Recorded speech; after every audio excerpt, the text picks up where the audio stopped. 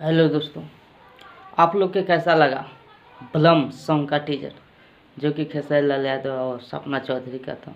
हमको तो बहुत अच्छा लगा। और क्या शूटिंग था भाई, ज़बरदस्त। कभी खेसारी लाल यादव जहाज से उतर रहे हैं, आप लोग देखे होंगे क्या धांसुल्लू लग रहा है। और खेसारी लाल यादव का बर्ड भी देखने को मिला इस सॉन्ग में। तो आप लोग क्या कर रहे हैं, इस सॉन्ग को टीजर को देखे कि नहीं। और 8 दिसंबर को इसका फुल सॉन्ग आने वाला है, जो कि आप लोग तहलका मचा दीजिएगा। ये सॉन्ग जब आएगा ना, तो सच में आप लोग इस पे हड़ताल मचा देना है और खूब लाइक खूब शेयर करना है।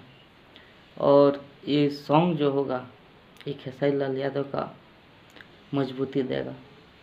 आप लोग को पता है कि खेसारी लाल यादव किस तरह से जूझ रहे हैं। तो आप लोग इस सॉन्ग को बहुत सारा प्यार दीजिए, लाइक करें, शेयर करें, कमेंट करें। और मैं आप लोग के लिए ऐसे ऐसे ही वीडियो लाता रहूँगा। तब तक के लिए धन्यवाद। मिलते हैं अगले वीडियो में।